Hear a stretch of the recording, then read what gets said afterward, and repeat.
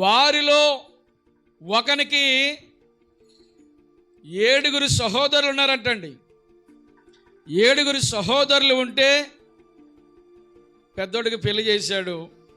పెళ్లి చేస్తే సంతానం లేకుండానే చనిపోయాడు. మోసే ధర్మశాస్త్ర ప్రకారంగా వారు ఏంటి అని అంటే, ఆ వ్యక్తి చనిపోయాడు కాబట్టి చిన్నవాడు ఆమెను చేర్చుకుని ఆమెకి సంతానం కలగజేయాలి. ఇది మోసే నాటి ధర్మశాస్త్రం రాయబడిన సంగతులు అవి. అలాగే రెండోవాడు ఇస్తే రెండోవాడు చనిపోయాడు. మూడోవాడు ఇస్తే మూడోవాడు చనిపోయాడు. ఆ ప్రకారమే 7 చనిపోయారు. ఆ మీదట ఈ పెళ్లి చేసుకున్న ఈ సహోదరి కూడా చనిపోయింది. చనిపోతే ఇప్పుడు యేసుక్రీస్తు ప్రభువుని అడుగుతున్నారు, ఏమని అని అంటే, అయ్యా ఈమె 7 చేసుకుంది కదా, ఇప్పుడు పునరుత్థానంలో ఈమె ఎవరికి భార్య అయి ఉంటుంది? 7 భార్య ఉంటుంది కదా అని అడుగుతున్నారు. అప్పుడు ప్రభువారు ఇచ్చిన మాట ఏంటంటే, 7 ఆమె భార్య ఉంటుందా? భార్య ఉంటుందంటే 29 అంటున్నాడు. అందుకు యేసు, లేఖనములు గాని దేవుని శక్తిని గాని ఎరుగక మీరు పొరపడుచు ఉన్నారు. లేఖనాలు గాని దేవుని శక్తిని గాని నమ్మక మీరు పొరబడుతున్నారు. మీరు లేఖనాలు నమ్మలేకపోతున్నారు. దేవుని యొక్క శక్తి సామర్థ్యాలు మీరు నమ్మలేకపోతున్నారు. నమ్మక మీరు పొరబడుతూ ఉన్నారు. మొదట మీరు దేవుని లేఖనాలు నమ్మండి. లేఖనాల్లో రాయబడిన విషయాలు నమ్మండి. లేఖనాలు ఏమి ఘోషిస్తున్నాయి, లేఖనాల ద్వారా ఏమి నేర్పిస్తున్నాడు. లేఖనాలు వినడం మట్టుకు మాత్రమే కాదు, లేఖనాలు వినడం కాదు, వాక్యానుసారంగా మనము పాటించే వారిగా ఉండాలి. వీరి ఆలోచన చూడండి, పరలోకములో కూడా సంసార వ్యవస్థ ఉంటుందా అని అడుగుతున్నారు. పరలోకంలో కూడా సంసార వ్యవస్థ ఉంటుందా? పరలోకంలో కూడా పెండ్లి చేసుకోవడము, పెండ్లికి ఇవ్వబడడం ఉంటుందా?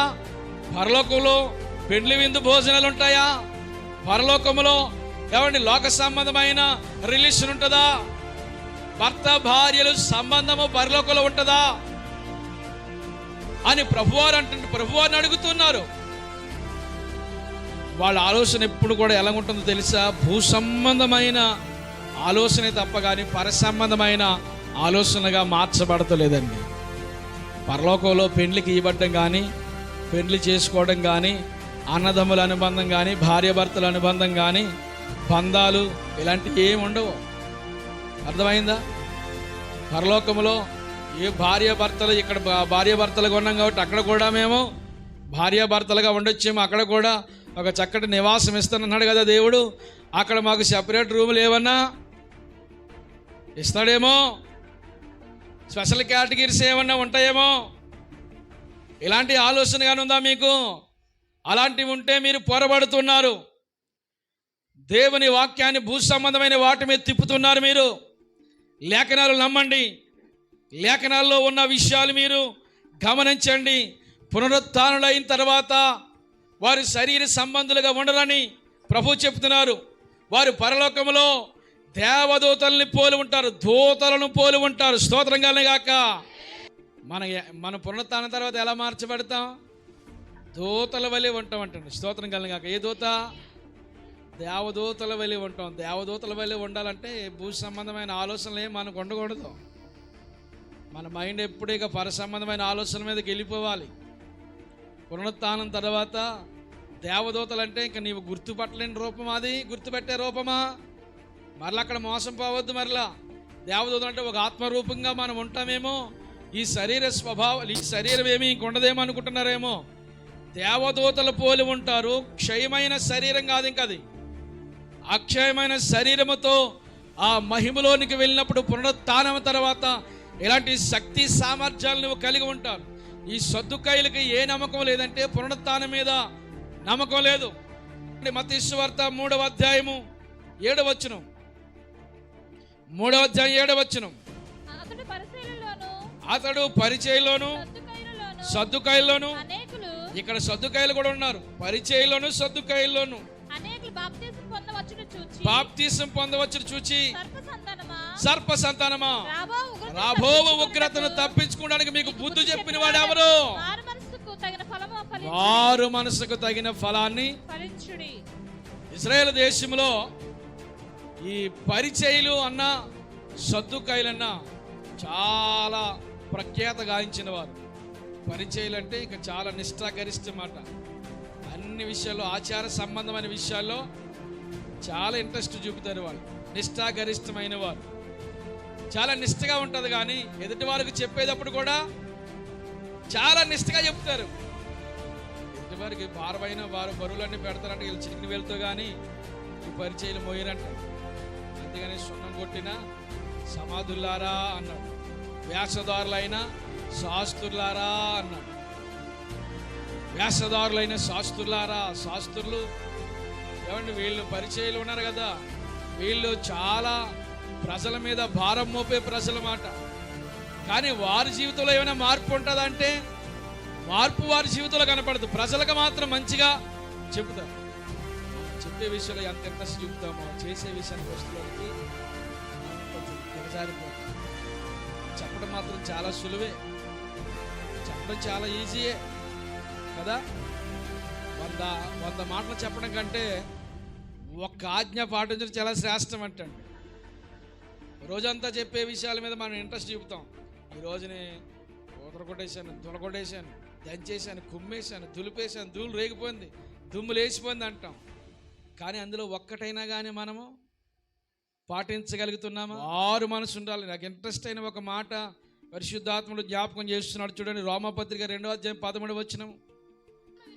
ధర్మశాస్త్రం వినివారు దేవుని దృష్టికి నీతిమంతులు కారు గాని ధర్మశాస్త్రము విని అనుసరించి ప్రవర్తించి వారే నీతిమంతులుగా ఎంచబడతారు. స్తోత్రం కలుగును గాక. ధర్మశాస్త్రం వినేవారు దేవునికి నీతిమంతులు ఏం కాదు. విన్నంత మాత్రంలో మనం నీతిమంతులు అయిపోం, వచ్చినంత మాత్రంలో నీతిమంతులు అయిపోం, బలలో పాలు పొందినంతలో నీతిమంతులు అయిపోం, ప్రార్థన చేసినంతలో నీతిమంతులు అయిపోం. ధర్మశాస్త్రాన్ని వాక్యాన్ని విని వాక్య ప్రకారంగా అనుసరించిన వాడు ఉన్నాడు కదా, అనుసరించి వారు ఏమై ఉంటారు? దేవునికి నీతిమంతులుగా ఎంచబడతారు. వారు మనసుకు తగిన ఫలం మీరు పొందాలి. వారి మనసుకు తగిన క్రియలు మీలో ఉండాలి. వారు మనసు లేకుండా దేవునికి ఇష్టలుగా ఎలా మార్చబడతాం? వారిని ముందు వారు మనసు తగిన ఫలాలు మీరు ఫలించండి. సర్ప సంతానమా, సాతాను పిల్లలారా, అపవాది సంబంధులారా, చిరుపు చేయు సంతానమా, రాబోయే ఉగ్రతను తప్పించుకోవడానికి మీకు బుద్ధి చెప్పిన వాడు ఎవడు? ఒక ఉగ్రత దినం ఉంది, భయంకరమైన దినాలు సిచ్యువేషన్ మన వెనకాల ఉంది. ఆరాధనలకు ఆటంకం చేసే సందర్భాలు, దేవుని బిడ్డలను నలిపివేసే సందర్భాలు. ఏమండి, ఈ రోజున క్రైస్తత్వం అనేది సమాజంలో స్వేచ్ఛగా ఉండకుండా అన్ని విధాలైన ప్రయత్నాలు జరుగుతున్న రోజులు. దేవుని బిడ్డగా నువ్వు ప్రార్థించాలా, తిని తాగాలి, సంతోషించాలా? రాబోతున్న ఉగ్రతను బుద్ధి చెప్పిన వాడు ఎవడు? మీకు మన మనసు విధానాలు మార్చబడాలని ప్రభు ఆశపడుతున్నాడు. దేవునికి మహిమ కలుగునుగాక. హల్లెలూయా. పునరుత్థానంలో కూడా ఏం కావాలంటే వీళ్ళకి పెళ్ళిళ్ళు కావాలి, పునరుత్థానంలో కూడా భార్యలు కావాలి, పునరుత్థానంలో కూడా లోకం కావాలి, పునరుత్థానంలో కూడా అన్ని విధాలైన ఎంజాయ్మెంట్ జరుగుతుంది. అందుకని నీ కొరకు శ్రమ పడతాయినా, అందుకొరకు నీ అందుకొరకు ఆయన శిలువలో రక్తం కార్చి తన రక్తం అంతా నీ కొరకు దారబోసింది. అందుకొరకు ఆ శిలువలో నీ కొరకు చిత్రహింసలు చేయబడింది. ఒక మహిమోన్నతమైన వ్యక్తిగా మార్చాలి. దేవునికి స్తోత్రం కలుగుగాక. భూ సంబంధమైన విషయాలన్నీ కూడా ఇక అది సమాధి చేయబడాలి. భూ సంబంధమైన విషయాల మీద మీరు ఇంట్రెస్ట్ చూపకండి. లోక సంబంధమైన కార్యాల మీద ఇంట్రెస్ట్ చూపకండి. దేవుని పైన ఆనుకునండి. పునరుత్థానంలో దేవుడు నీకు ఇచ్చే ఆ ఫలమేంటో, ఆ మహిమేంటో ముందు నీకు అర్థం కావాలి. అర్థం కాకుండా నీకు ఎంతసేపు భూ సంబంధమైన విషయాల మీదే మీరు మనసు ఉంచుతున్నారు. యోహాను సువార్త 11వ అధ్యాయము 25వ వచనం. 11వ అధ్యాయం 25వ వచనం. పునరుత్థానమును జీవమును నేనే, నా యందు విశ్వాసముంచువాడు చనిపోయినను బ్రతుకును, బ్రతికి నా యందు విశ్వాసముంచు ప్రతివాడు ఎన్నటికి చనిపోడు. పునరుత్థానమును జీవమును నేనే. ఆమె నా యందు విశ్వాసం ఉంచేవాడు చనిపోయినా కానీ, ఏంటి మాట ఏంటి, చనిపోయినా కానీ బ్రతుకుడేంటి? చనిపోతే ఎలా బ్రతుకుతామమ్మా? చనిపోతే అట్టే కదా, గిట్టేమీ లేదు కదా. చనిపోతే మరి ఎలా బ్రతుకుతాం? చనిపోయినా బ్రతకడం అంటే అదే పునరుత్థానం. ఆ పునరుత్థానం ఏమన్నారంటే మృతుల పునరుత్థానము. కొరింథీ పత్రిక మొదటి పత్రిక 15వ అధ్యాయము 12వ వచనం చదవండి. కొరింథీలకు రాసిన మొదటి పత్రిక 15వ అధ్యాయము 12వ వచనం.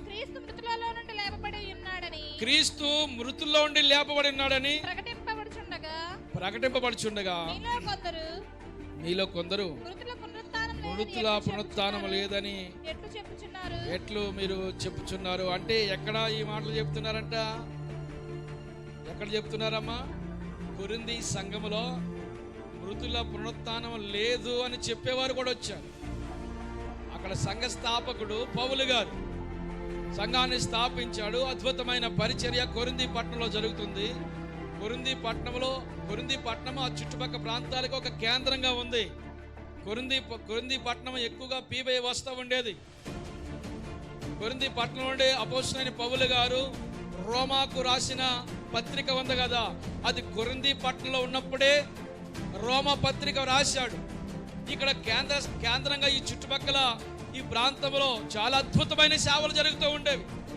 పౌలు గారు లేని కాలంలో కొంత ప్రజలు వచ్చి ఏమని చెప్తున్నారంట? మీలో మృతుల పునరుత్థానం లేదని ఎట్లు చెప్తున్నారు మీరు? అంటే మృతుల పునరుత్థానం లేదని చెప్పేవారు ఎక్కడున్నారు?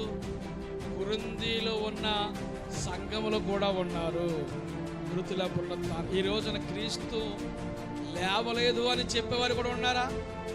ఆ రోజున శాస్త్రులు, పరిచయులు, ధర్మశాస్త్ర పండితులు, ఉపదేశకులు వీళ్ళందరూ కూడా యేసుక్రీస్తు ప్రభు లేవలేదు, మేము పడుకుంటే ఆయన శిష్యుల నుంచి ఎత్తుకుపోయారని చెప్పండి అని ఆ రోజు సైనికులు చాలా ద్రవ్యం ఇచ్చి ఈ మాటలు చెప్పించారు.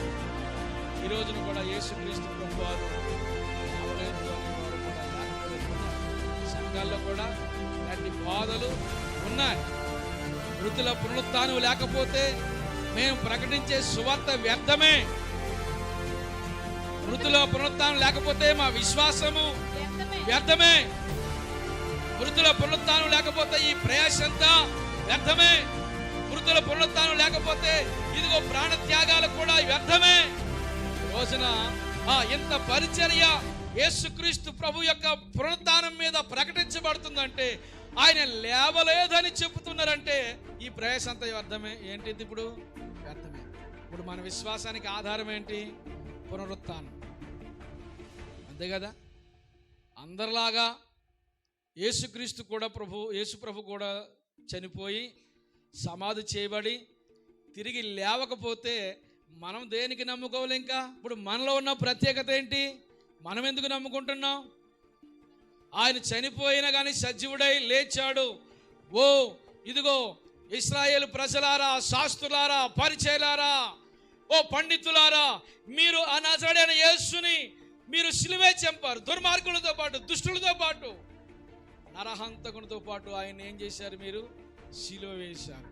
అయితే దేవుడు ఆయన్ని మృతుల లోకంలో ఉంచలేదు. ఆయన సజీవుడిగా పునరుత్థానుడై తిరిగి లేచాడు. స్తోత్రం కలుగును గాక. మన విశ్వాసానికి పునాది, మన నమ్మకానికి పునాది ఏమండి ఏంటో తెలుసా? పునరుత్థానం అనే పునాది మీద ఈ రోజున క్రైస్తత్వం కట్టబడింది. ఆయన లేచింది చచ్చింది కాబట్టి ఆ విషయాన్ని ఎలా చెప్పకుండా ఉండగలరు వీళ్ళు? అందుకని మేము కన్న వాటిని, విన్న వాటిని ఎలా చెప్పకుండా ఉండగలము? స్తోత్రం. ఆయన లేచాడు, ఇది సత్యం, ఆ విషయం మాత్రం మేము చెప్పకుండా ఉండలేము అని గట్టిగా ధైర్యంతో మహారోషం గలవారై, మీరు విద్య లేని పామరులే, వీళ్ళకి ఇంత ధైర్యం ఎలాగొచ్చింది? ధైర్యం ఎందుకు రాదు? చూసిన సత్యమే కదా, అది జరిగిన విషయం లేనిదేం చెప్పట్లేదు కదా. చూసిన సత్యాన్ని వారు చెబుతూ ఉన్నారు. నీతిమంతుడు సింహం వలె ధైర్యంగా ఉంటాడంటాడు. ఎవరికి భయపడ్డావు? తప్పు చేసిన వాడు అక్కడ ఏదైనా మాట్లాడుకుంటారు అనుకోండి, ఆ సీన్ ఎత్తుందా, ఆ మ్యాటర్ ఎత్తుంది అనుకోండి, ఎవరికి తెలియకపోయినా కానీ ఇక్కడ ఇంట్లో తెగదిరితే కంగారు పడిపోయి చాలా సీన్ జరిగేది, ఆ పక్క వాళ్ళు ఊరికనే కనిపెట్టేయచ్చు. తప్పు ఆ విషయం తెలియని వాడు ఎలా ఉంటాడు? చాలా నిర్భయంగా ఉంటాడు కదా. అందుకని నీతిమంతుడు ఎలాగుంటాడు? ధైర్యంగా ఉంటాడు. ఎలాగా? మనం ఎవరు ఇప్పుడు సింహాల్లాగా ఉండాలి. ఆమె చేసింది సత్యం చెప్పకుండా ఎలాగ ఉండగలరు? వారు విన్నది, వారు చూసింది, వారు కన్నది, ఆది నుండి మా చేతులు దేన్ని తాకి చూసినవో ఆ జీవాన్ని గురించిన ప్రత్యక్షత సాక్ష్యాన్ని మేము ఇస్తున్నామని ఖచ్చితంగా చెబుతున్నాం. మృతుల ఎవరిని వారి నిరీక్షణ ఈ లోకం మట్టుకు సంబంధించింది కాదు. నిరీక్షణ ఈ లోకం మట్టుకు సంబంధించింది. ఆయన లేపబడలేని అడలా ప్రకటించిన ప్రకటన వ్యర్థమే కదా, ఈ ప్రయాస వ్యర్థమే కదా. వారు చిరాస్తులు అమ్మి పాదం పెట్టండి, చెప్పండి. అపోస్తుల పాదాల దగ్గర పెట్టారు కదా.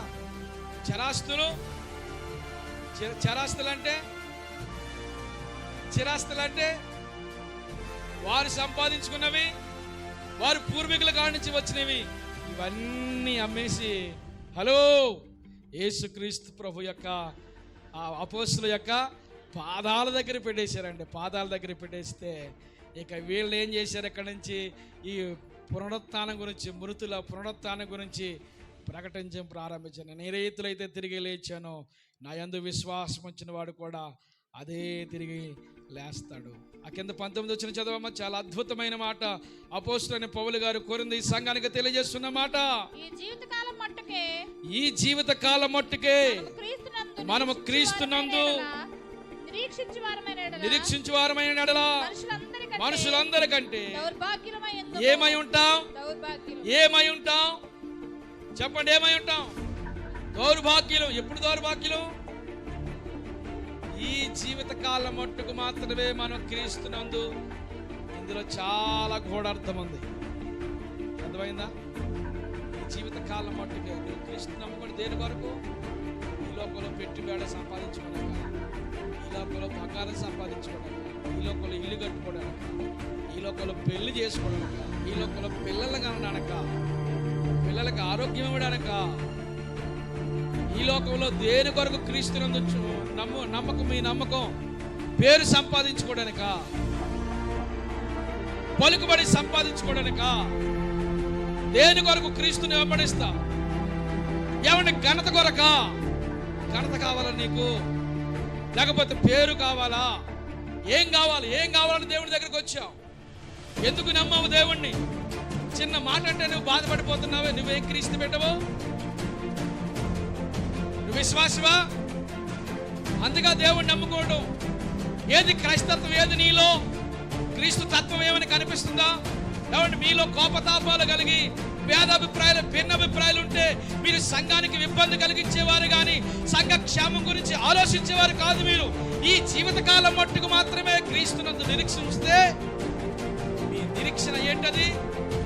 దౌర్భాగ్యులు. అది నీకంటే మనుషులందరికంటే దౌర్భాగ్యుడు, పరప్ప దౌర్భాగ్యుడు అనుకుంటాం. వాళ్ళందరికంటే నువ్వు దౌర్భాగ్యురాలు, నువ్వు దౌర్భాగ్యుడు. లేకపోతే నేను దౌర్భాగ్యుడు.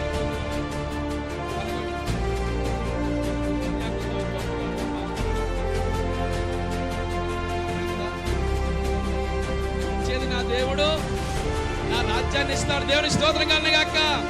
అక్కడ చూసుకుందాం తడాకా చెప్పగలవా నువ్వు? అక్కడ నాతో పాటు పరలోకం రా, అక్కడ చూసుకుందాం నీ తడాకా. అప్పుడు వచ్చి నీ భక్తి చెప్పగలవా ధైర్యంతో? నాతో పాటు వచ్చి చూడు. అక్కడికే పరలోకానికి రా, నీ భక్తి నిరూపించుకో. అప్పుడు నిన్ను విశ్వాసమని, దేవుని బిడ్డమని నమ్ముతానని చెప్పగలరు. భక్తి భూసంబంధమైనదిగా ఉంటుంది. ఒక సహోదరుడు ఒక దైవజనుడు అడిగాడు ఏదో విషయాన్ని. అక్కడికి వెళ్ళి పరలోకం వెళ్ళాక నిజంగా పరలోకం వెళ్ళిన తర్వాత చూసుకుందాం అంటే ఇంక మాట లేదు. పరలోకం వెళ్ళిన తర్వాత అది నిజమో కాదో అప్పుడు చెప్తారు.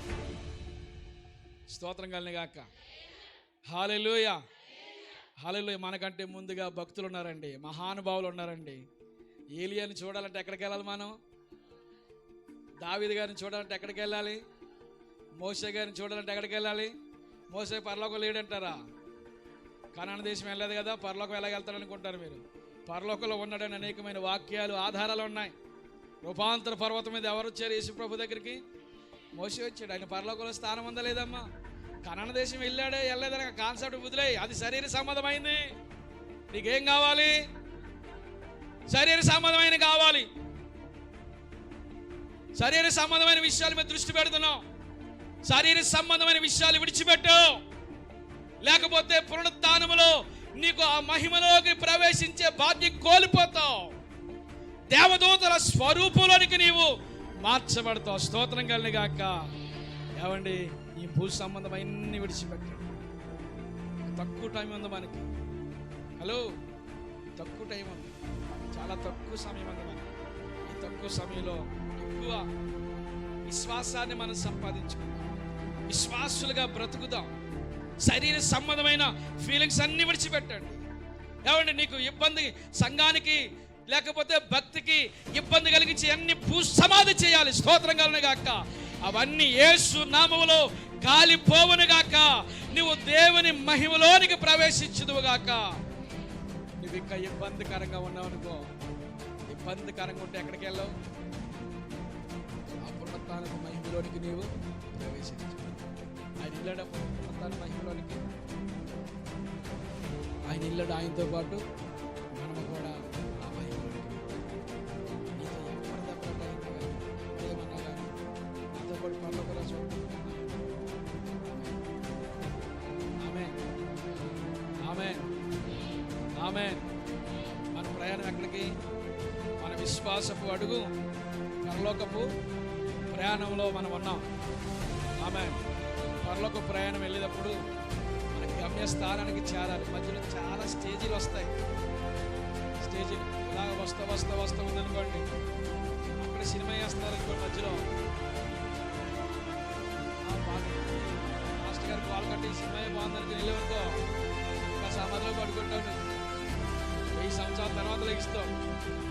మొదటి పునరుత్థానానికి అది మాట చదవండి. యోహాను సువార్త 5వ అధ్యాయము, యోహాను సువార్త 2వ అధ్యాయము 5వ అధ్యాయము 28వ వచనం. యోహాను సువార్త 5వ అధ్యాయము 28వ వచనం. దీనికి ఆశ్చర్యపడకండి, ఒక కాలం వస్తుంది, ఆ కాలమున విని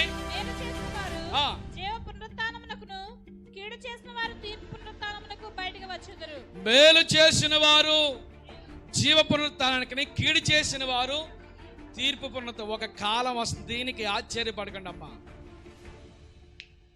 దీనికి ఒక కాలం వస్తుంది, ఆ కాలంలో మేలు చేసిన వారు జీవ పునరుత్థానం, కీడు చేసిన వారు ఒకే వచనములో, ఇంక మధ్యలో ఫుల్ స్టాప్ కానీ కామాలు కానీ ఇంకేమీ లేవు. ఆ వచన ఆ మాటల మధ్యలో ఒకే ఏకకాలంలో ఒకే సందర్భంలో ఈ మాటలు చెప్పిన కానీ జీవ పునరుత్థానం, తీర్పు పునరుత్థానం.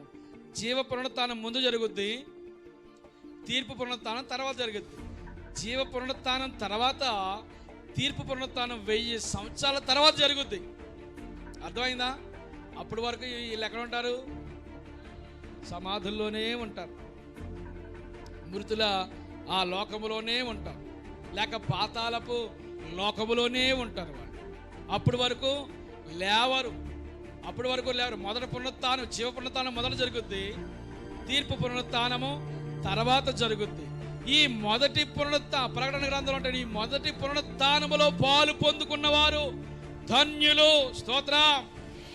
మొదటి పునరుత్థానంలో ఉంటావు నీవు. మొదటి పునరుత్థానంలో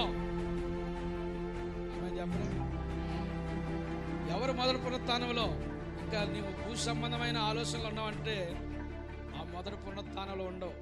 మొదటి పునరుత్థానం లేకపోతే 1000 సంవత్సరాల దాకా అక్కడే ఉంటావు, సమాధిలోనే ఉంటావు. పాతాళం సమాధి అని కానీ ఇందులో అనుకున్నావు కనుక అయిపోయింది. దేహాన్ని పురుగులు నాకేసి అయిపోయింది, దేహం అయిపోయింది. పాతాళ లోకం, పరదేశం, 2 ప్రదేశాలు ఉన్నాయి. ఒకరు పరదేశంలో ఉంటారు, లేకపోతే పాతాళ లోకం.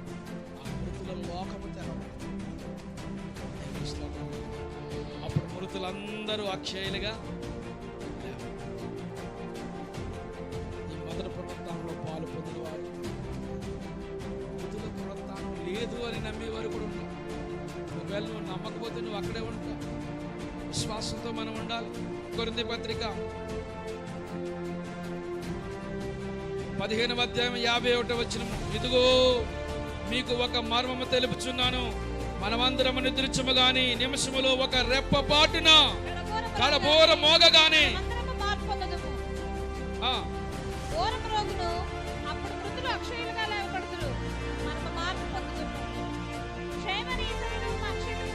దేవునికి స్తోత్రం కలుగును గాక. ఇదిగో మీకు ఒక మర్మము తెలుపుచున్న, మనమందరము నిద్రించము గాని నిమిషములో ఒక రెప్పపాటున కడబోర మ్రోగగానే అందరం మార్పు. ఎప్పుడు మార్పు ఎంతసేపట్లో? రెప్పపాటున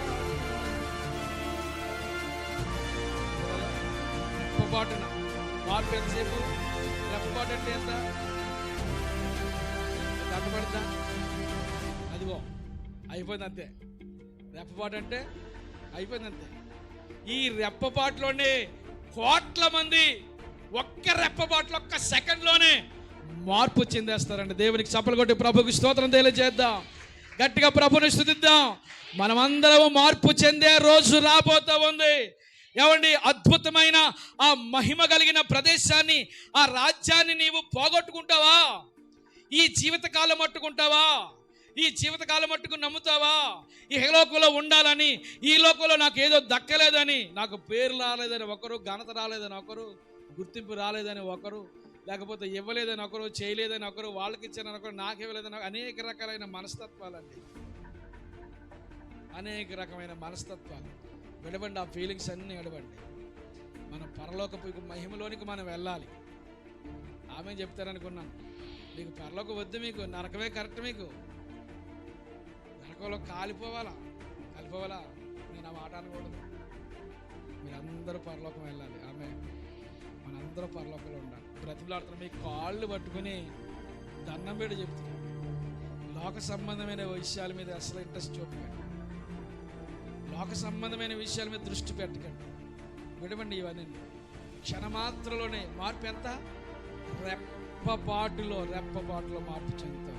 మృతులు అక్షయులుగా, కడబోర మ్రోగగానే మృతులు అక్షరే లేకపోతారు. మనమందరము రెప్పపాటులో మహిమలోనికి ప్రవేశిస్తాం. ఇది మృతుల, ఇది మొదట పునరుత్థానం, జీవ పునరుత్థానం. ఈ పునరుత్థానం లేదు అని చెప్పేవారు ఉన్నారు, చెప్పగా ఆ పునరుత్థానం లేదని నమ్మేవారు ఉన్నారు. కొందరైతే ఈ క్రీస్తుని నమ్మినా కానీ వారు ఈ జీవితకాలం మట్టుకు మాత్రమే వారి ఆలోచన, వారి నిరీక్షణ, అమ్మా నువ్వు దేవుణ్ణి ఎందుకు నమ్ముకున్నావమ్మా? ఏం చెప్తావు? ఏ సమాధానం చెప్తావు? ఎందుకు నమ్ముకున్నావమ్మా దేవుణ్ణి నువ్వు? నాకు పాస్టర్ గారు మన మధ్య మంచి బహుమతి ఇచ్చారండి, అందుకు నమ్ముకున్నాను. లేకపోతే కొంతమంది ఈ రోజున చెప్పేవారు ఉన్నారు కదా, డబ్బిచ్చి మతం మారుస్తున్నారని. అలాంటి దౌర్భాగ్యమైన పరిస్థితి అసలు ఇప్పటికి రాలేదు, ఎన్నడూ కూడా, ఎప్పటి కూడా రాదు. కొంతమంది సరైన అవగాహన లేక తెలిసి తెలియని మాటలతో మహాజ్ఞానులు అనుకున్న వారు కూడా అజ్ఞానులుగా మాట్లాడుతున్న ఎందరో ఉన్నారు. ఈ జీవితకాలం కొరకు మన ప్రయాణం కాదు. అలాగైతే దేవుడినే, యేసు ప్రభునే నమ్మకం. అందులో ఉన్నవారు మనకంటే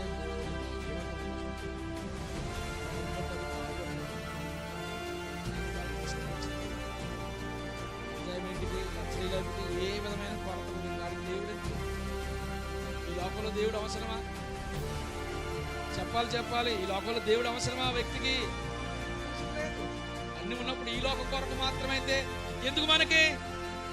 అనే కదా, ఈ లోకం మట్టుకు మాత్రమైతే మరి ఈ రోజున ప్రభువు నమ్ముకుంటే నువ్వు బాగుపడతావమ్మా, నువ్వు మేళ కట్టుకుంటావు, నువ్వు బ్యాంకులో ఉన్న బ్యాలెన్స్ అలా అట్టట్టట్ట పెరిగిపోతే, లేకపోతే అద్భుతాలు నువ్వు పొందుకుంటావు అని మనం అనుకుంటాం. ఈ రోజున చూడండి, క్రీస్తుని నమ్ముకున్న వారి కంటే క్రీస్తు నమ్ముకోలేని వారు చాలా భాగ్యవంతులు ఉన్నారు, చాలా ధనికులు ఉన్నారు. వారి ఆస్తి ఎంతో వారికే తెలియని మహా భూస్వాములు, భాగ్యవంతులు, కోటేశ్వరులు ఉన్నారు.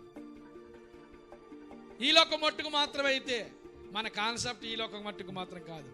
లాజరు అనే వ్యక్తి ఏమున్నా ఏమి లేకపోయి, లాజర్ అంటే మన లాజర్ గారు కాదు, బైబిల్ గ్రంథంలో ఉన్న లాజరు గారు ఏం చేశాడు? ఆయన ఏ ఆహారం లేదు, ఆయనకి వస్త్రాలు లేవు, చాలిన వస్త్రాలు, గృహం లేదు, బంధువులు లేవు, ఫాలోవర్స్ లేరు, అతనికి ఎవరు కూడా పిలిచి భోజనానికి ఆహ్వానించేవారు కూడా. ఉదయకాలం ఒక మాట చదివిన, నా మాట చాలా ఇష్టమైంది.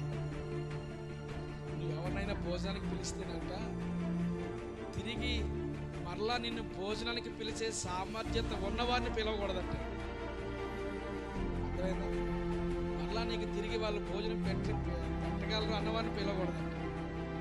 నీకు మరలా తిరిగి పెట్టలేని అన్న వారితో వారిని పిలిచి నీవు భోజనం పెట్టాలి. పరలోకంలో నువ్వు ఏం చేస్తావంటే, మనం ఎక్కువ ఏం ఆలోచిస్తాం? నేను పెట్టాను, నాకేం పెట్టారు? నేను పలకరించడానికి వెళ్ళాను, నా పలకరించడానికి వచ్చారా?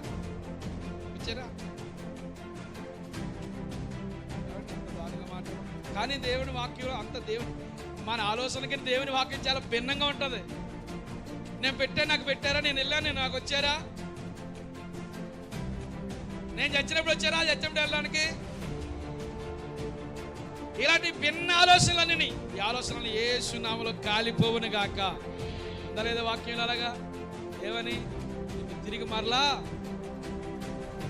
పిలిచేవారిని పిలవగో, నువ్వు వందనాలు తిరిగి ఆశించగో, నువ్వు కృతజ్ఞత, అయ్యో ఎంత చేశారు, కనీసం థ్యాంక్స్ అన్న మాట కూడా అనలేదేంటి? ఇలాంటి దాని గురించి నువ్వు ఆలోచన చేసావంటే నీ మైండ్ ఇంక ఎలా పనిచేస్తుందో తెలుసా? భూ సంబంధమైన విషయాల మీద పనిచేస్తుంది.